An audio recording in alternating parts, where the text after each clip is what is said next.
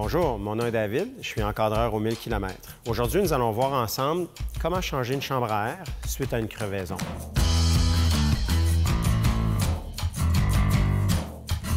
Donc, dans l'éventualité d'une crevaison arrière, évidemment, on enlèvera la roue arrière. Ce que je fais personnellement, c'est que je me placerai sur le milieu de cassette à l'arrière et ainsi le petit plateau. La raison est très simple, c'est ce qui me donne la plus grande facilité pour retirer la roue. Nous allons relâcher le frein, relâcher la prise à la roue arrière, ce qu'on appelle en anglais le quick release. Et puis tout ce qu'il nous reste à faire, c'est d'enlever notre roue comme ça ici. Alors notre roue est libérée. On pourra mettre notre vélo simplement à l'envers ici pour pouvoir maintenant travailler sur notre projet. Donc, avec notre roue arrière, ce que je vais faire, c'est que je vais prendre le côté valve et le mettre à l'opposé de moi. Et ce que je vais faire, c'est que je vais aller chercher tout le lousse que je peux aller chercher dans mon pneu pour faciliter la tâche et retirer le pneu de la jante. Donc, il y aura possibilité de le faire à la main. Si vous n'êtes pas capable de le faire à la main, ce qui est très comprenable d'ailleurs, on pourra prendre justement les petits leviers et aller chercher la jante. Une fois qu'on aura la jante bien en main, comme ça ici, on peut sécuriser le levier avec le rayon. Vous voyez, celui-ci, j'ai plus besoin d'y toucher, il est bien sécure.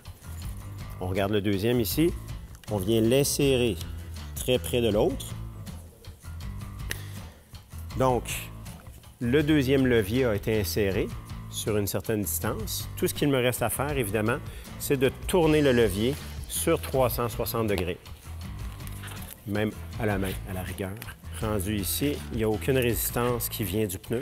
On ne fait que le décoller sur 360 degrés. On a maintenant la chambre à air qui est libérée et on pourra la sortir complètement. Donc, moi, ce que je recommande, comme vous avez pu remarquer, je travaille toujours sur mes pieds. Comme ça, j'évite qu'il y ait un contact avec le gravier. Donc, ce que je vais faire, c'est que je vais tourner mon pneu pour essayer de trouver si on a eu justement un corps étranger qui est venu transpercer notre pneu. Le cas échéant, c'est très simple. Si on a une lésion dans le pneu, lorsqu'on remettra la chambre à air, ça se peut qu'il y ait justement une sortie de la chambre à air. Donc, soit que vous utilisiez les petites patchs que j'ai ici ou un 20 $. Là, vous allez me dire, David, 20 $, c'est un petit peu élevé. Vous pouvez utiliser un 5 $ si vous voulez. Là. De toute façon, moi, je vois ça comme une obligation à l'épargne. Lorsque vous ferez pour votre prochain changement, bien, vous serez content de retrouver un 20 $ caché à l'intérieur. Donc, le 20 $ qui est bien placé à l'endroit où le pneu a été atteint. Maintenant, je pourrais réinsérer le pneu. Et avec la pression qui entrera dans le pneu, bien, on aura une certaine protection, du moins pour terminer votre belle sortie de vélo. Donc maintenant, pour insérer la chambre à air, la première étape à faire, je vous dirais, c'est de prégonfler votre chambre à air. On va y aller avec la bouche, tout simplement. Vous voyez, on a déjà la forme désirée. Maintenant, il nous reste à apporter la deuxième jante du pneu à l'intérieur de la roue.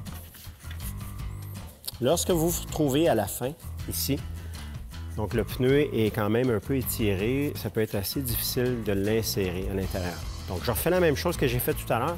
Je vais prendre le lousse que j'avais disponible sur mon pneu, je l'amène vers moi et j'essaye de le faire à la main. C'est toujours plus sécuritaire de le faire à la main, comme ça.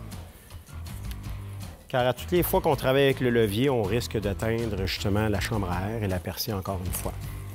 Dernière petite étape avant de mettre de l'air, vérifier que la chambre à air est bien assise dans le fond de mon pneu, comme c'est le cas ici. Et puis maintenant, on est prêt à faire feu avec notre cartouche de CO2. Cartouche de CO2, simplement visser à l'intérieur pour percer l'accès ici. Et puis, on est prêt à gonfler. Un petit peu de pression visuelle pour regarder des deux côtés pour voir qu'il n'y a pas une anomalie. Quand on est satisfait, on y va pour la totale. On parle d'une 16 grammes ici. La capsule de CO2 16 grammes gonflera juste parfaitement un pneu de 25 mm, comme celui-ci. Faites attention avec votre cartouche, elle devient très, très froide. Certaines personnes vont y mettre une manche pour se protéger les doigts. Donc, on se retrouve maintenant à réinsérer la roue à l'arrière. Donc, on va insérer la roue. Comme vous voyez, la roue est entrée déjà dans son créneau. On est prêt à serrer tout ça. Donnez un coup de pédale pour s'assurer que les vitesses sont au bon endroit et serrez le frein et bonne route.